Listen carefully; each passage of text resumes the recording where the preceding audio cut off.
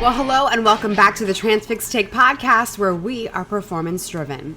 It's the week of September 6th, and we are bringing you news, insights, and trends for shippers and carriers from our market expert, Justin Mays. Mays, we're here. We're already in September. Fall is upon us. I hope you had a wonderful, long Labor Day weekend. Hey, Jenny. It's great to be back with you as well. I also hope you had a great holiday weekend as we start to turn the corner into the fall. Well, Mays, we've got a lot to get into. Last week, we left off on a big cliffhanger with Hurricane Idalia, and lots have changed. That's right, Jenny. Last week, we left off expecting a lot of volatility to hit the full truckload freight sector due to the hurricane and to the holiday weekend.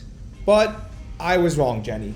We did not see the level of volatility that I anticipated with a major hurricane hitting the East Coast along with the extended holiday weekend. And listen, Mays, it is not often that you are wrong, but I do think that it's important for us to capture why you originally thought there was going to be so much volatility in the market from last week into this week. That's right, Jenny. There are some key reasons on why I originally anticipated rates to have a lot more volatility pressure upward along with tender rejections. And that's because right before we went into last week, volume was at all-time highs for 2023. That's right, Jenny. Volume was at the highest level and still was throughout last week than we saw at any time throughout 2023. And it's not just volume. One of the main indicators on which direction rates are going to go in is generally tender rejections. And although tender rejections are still relatively very low compared to what we've seen over the last couple of years, they are right now, the national tender rejection average is right over 4.3%, and that's the highest, Jenny, we've seen since the month of January. So just about all of 2023, tender rejections have been lower than they were going into last week. But like I stated, it really shows how loose capacity continues to be, that a major hurricane on the heels of a pretty significant holiday weekend still did not bring much volatility to the overall truckload freight markets. Well, if last week proved anything, it's that we are certainly not in a normal freight market. Not that I think we ever are. However, there was still some volatility that we can talk about. So let's get into that. That's right, Jenny. We did still see some volatility. Now, the national average rate per mile on line haul did go up just over 3%, but I was truly anticipating somewhere around 10% through the hurricane and the holiday weekend. Like I called out last week, last year we saw about a 5% increase in the national average through the Labor Day weekend, and then again another 5% increase due to Hurricane Ian, which was a very similar path to Hurricane Idalia this past week. Okay, Mason, so where does that leave us now in terms of rate per mile and tender rejections? Well, Jenny, the national average, like I said, did increase just over 3% to $1.61 a mile line haul only. And tender rejections, I really thought were going to push up above 4.5%, but landed just north of 4.3%. So if we're following the trends from previous years, it seems like post-Labor Day rates will go down again, but how low do you expect them to go at this point? Well, Jen, I do believe we're going to start seeing rates slowly decline through the next 2 weeks. And I think that over the last 15 days, there's a big impact statement that the freight market is still loose and is going to remain loose throughout the remainder of 2023. Now, I don't think we're going to see rates go back down to the lows we saw last month, but they are certainly not going to stay as high as I thought they would have prior to last week. Now, we still have some volatility left this year, and that's with Thanksgiving and the Christmas holiday, but capacity seems to have no issue absorbing any volatility in the market right now. Okay, Mays, well, you know what it's time for? The regional breakdown. Now, regardless of what's happening with hurricane season, normal seasonality trends continue to remain strong across the country. And I think we should get started with the Midwest and Northeast, which continue to be a hot market for carriers as rates continue to increase week over week. What say you, Mays? Last time we spoke, Jenny, I thought we were going to see that kind of way down and start seeing capacity really tighten in the southeast and coastal regions due to the hurricane. But in all honesty, Jenny, we still saw a tighter market up in the northeast than we did in the southeast, where the hurricane impacted several markets. At the end of the day, Jenny, the West Coast and Texas are still experiencing declining rates, and this will continue through the beginning of this week and most likely throughout September.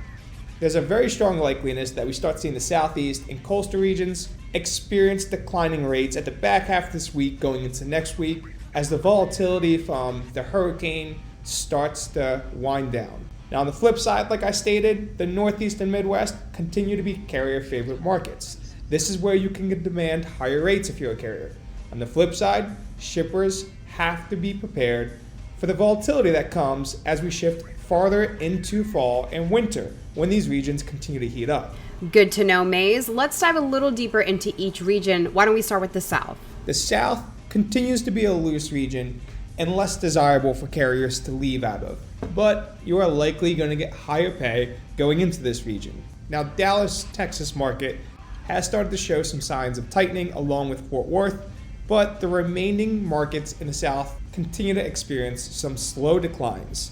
But we could be nearing the bottom of the average rate per mile leaving the South as markets start teetering week over week with slim increases and slim declines. And let's move on over to the West Coast. It's not a gold rush to be picking up freight out of the West Coast anymore. Now, there are still markets favorable for carriers, and that's going to be up in the Pacific Northwest as we are still in produce season, and most likely carriers are going to start shifting to pick up some Christmas trees as we get farther into fall.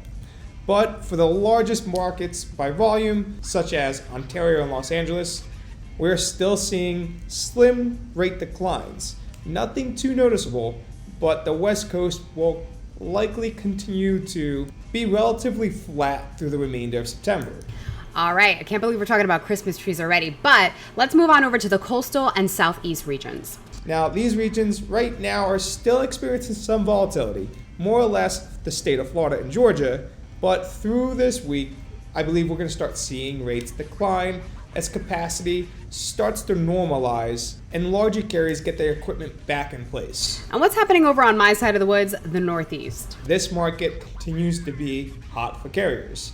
We saw greater increases in the rate per mile in just about every market in the Northeast than we did in the state of Florida, even though Florida was experiencing pretty major and significant hurricane. Now, every market in the Northeast is experiencing increases, but the more up into New England you go, the hotter the market becomes and the higher the week-over-week increase has been. All right, and what's happening over in the Midwest? It's very similar to the Northeast. Just about every market is experiencing increases. Now, we called out the state of Ohio last week, and Ohio is not continuing to see the steep increases that we called out last week, but other parts of the Midwest, such as the state of Illinois and Missouri, are experiencing those similar trends upward that we witnessed in Ohio and Indiana. On the flip side, Ohio and Indiana are remaining pretty flat after seeing those more rapid increases over the past 2 weeks. And Jenny, the one thing that shippers really need to pay attention to is the outbound tender rejection rate for the Midwest. Now, reefer rejections are increasing overall, but especially out of the Midwest, where tender rejections on reefer loads is over 17%. And this is going to continue to drive up cost out of the Midwest overall, but especially on freight that is required to be ran in a refrigerated trailer. Now, generally, this will continue to pick up steam in the Midwest and parts of the Northeast as we get into the winter months. So this is definitely an area where shippers and carriers need to keep an eye out on. Yeah, that 17% rejection rate is no joke. So we'll definitely keep an eye on that. Now, Maze, before we sign off, something huge is happening. One of our favorite times of the year next week. What's going on? That's right, Jenny. Before we sign off today, we want to remind everyone that next week is the National Truck Driver Appreciation Week in 2023. And it's super important that everyone continues to recognize how important the profession is of being a truck driver and how vital it is to our economy and our everyday life. Hopefully shippers out there are preparing something special for the truck drivers. I know we sure are, Jenny.